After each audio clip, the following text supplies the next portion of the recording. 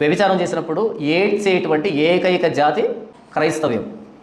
నాకు చాలామంది ఫోన్ చేస్తారు, ఫోన్ చేయగానే ఏడుస్తూ ఉంటారు. ఎందుకు ఏడుస్తున్నారంటే అన్న పాపం జరిగిందన్న ఏడుస్తారు. ఎందుకు ఏడుస్తున్నారు వీళ్ళు?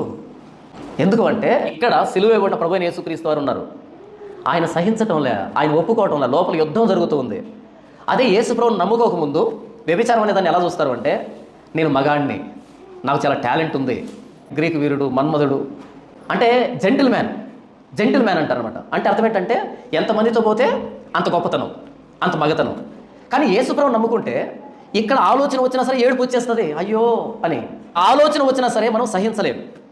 పొరపాటున వ్యభిచారం జరిగిందనుకో, అదే చివరి రోజు సుఖపడినటువంటి జీవితంలో. క్రైస్తవులుగా మనం పొరపాటున పరాయి స్త్రీని తగిలామనుకో, అది చివరి క్షణం, మనం సుఖపడినటువంటి చివరి క్షణం. అప్పుడు పోతే సుఖం. చచ్చేంత వరకు కూడా అదే చేదుని, అదే నీసుని మోసుకుంటూ సమాధికి వెళ్ళాలంతే.